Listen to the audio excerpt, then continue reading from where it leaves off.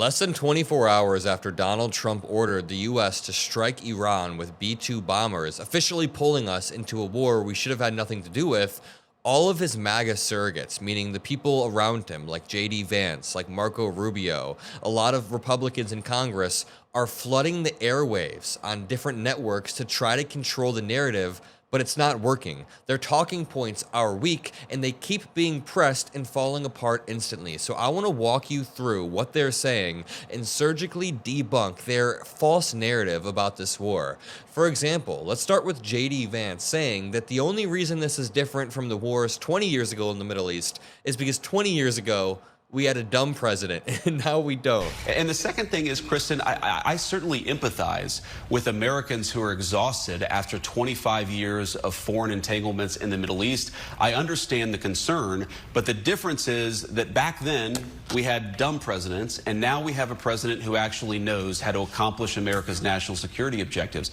So this is not going to be some long, drawn-out thing. We've got in. We've done the job of setting their nuclear program back. We're going to now work to permanently dismantle that nuclear program over the coming years, and that is what the president has set out to do. I mean, true. 20 years ago, we had a warmonger president who couldn't speak without putting his foot in his mouth and embarrassing himself, and also who started endless wars. Now, we just have a warmonger president who can't speak without putting his foot in his mouth and incriminating himself, and who also takes bribes from Middle Eastern countries while starting his own crypto coin, while having blatant corruption in the form of Elon Musk bribery, and who also seems to want to redistribute wealth solely from vulnerable populations to the top population.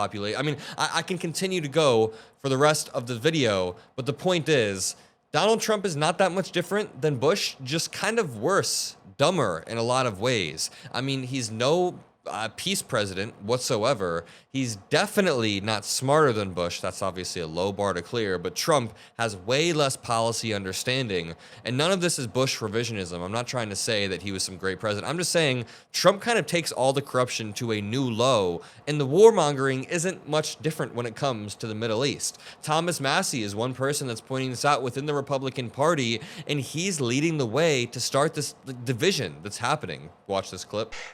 What he promised us was we would put America first. And I think there are still voices in this administration. You've still got JD Vance. You've still got Tulsi Gabbard. You still, RFK Jr., you still got calmer heads that could prevail. They were not persuasive in this case, clearly. Well, somebody was persuasive. AIPAC is very persuasive. For instance, the Israeli lobby in Congress.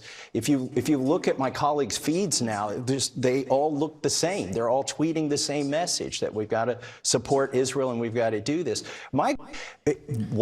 Wow. Massie is one of the only Republicans leading the way, calling out Donald Trump. Going back to JD Vance, he's now denying that there was ever a splinter between the intelligence communities and Donald Trump. Before I even play this clip, please remember, Trump was like attacking his own director of national intelligence, the person who he's supposed to trust to give him daily presidential briefings. So you have that Iran is building a nuclear weapon. Your intelligence community has said they have no evidence that they are at this point. Well, then my intelligence community is wrong.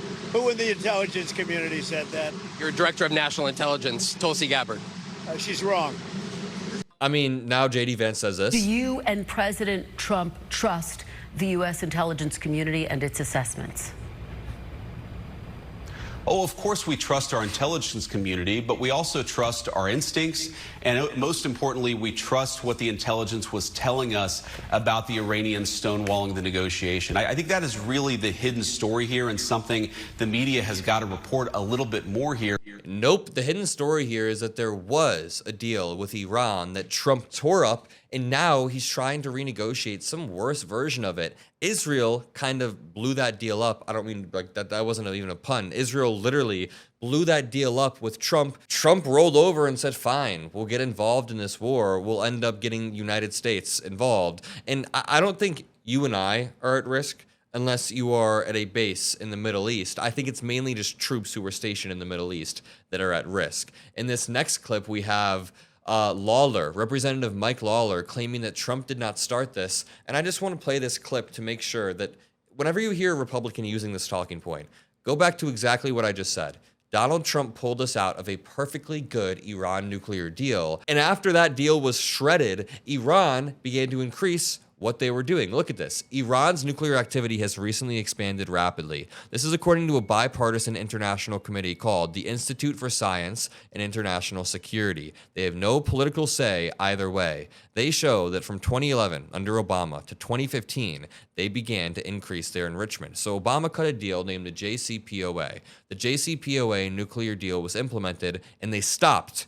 They stopped. We were doing detections very regularly, and they stopped. But then, in May of 2018, when Trump was the president, he withdrew, and they increased once again. Donald Trump is an absolute idiot, and let me show you Mike Lawler. I don't want them to be able to control the narrative on this, so make sure you drop a like, by the way. Make sure you subscribe below. Naturally, YouTube doesn't show some of my Iranian war coverage, and it does show the MAGA narrative. So if you want to help push back against Charlie Kirk, if you want to help beat MAGA media, then subscribe below, and let's check this clip out. Members, that President Trump did not start this. He did not ask for it.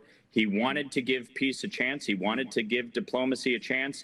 Iran chose not to. They chose to continue to pursue nuclear weapons, and now they deal with the consequences of that. So this was, members, that... No, this is wrong. He pulled us out of the Iran nuclear deal. He assassinated Qasem Soleimani, an Iranian leader, and then he decided not to stay out of it. If Trump were sticking to his word, he would have entirely stayed out of it. Here is Massie making that same point. My question is, does, 3 bombings and we're done with Iran's nuclear ambitions? Is that the 2 weeks to slow the spread of 2025? Is this, we were told 2 weeks to slow the spread then. Now we're told it's just going to take 3 bombings. But what happens when Israel gets bombed again? Is Trump going to sit by and say, no, we're not going to further engage in this war? I tried to get answers from the secretary on that question.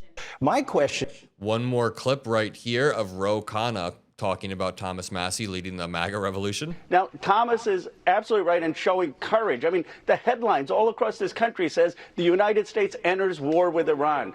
He is actually representing a lot of the people in the MAGA base, people like Steve Bannon, Tucker Carlson, Marjorie Taylor Greene, Theo Von, who has had them on, who's saying, we don't want this war. So there are a lot of people who don't want this war. You can even go on Truth Social and see it in Trump's replies. A lot of Trump supporters are saying, dude, we didn't vote for this. We didn't vote for more resources, more taxpayer dollars wasted in the Middle East, and more U.S. lives being at risk. But a lot of Trump supporters are lockstep, so we do have to continue calling out this narrative, and we have to continue to make sure that he's not just lying openly and brazenly. Again, if Trump were true to his word, he never would have gotten involved in the first place. It never would have happened in the first place. Biden is the one who actually pulled us out of Afghanistan. And this is a talking point that is often overlooked. Biden wasn't afraid to get a little bit of egg on his face. He knew that it wouldn't go perfectly, but he still pulled us out of Afghanistan because he wanted to end the endless wars. So he did, and that saved us taxpayer dollars. It saved us lives long term.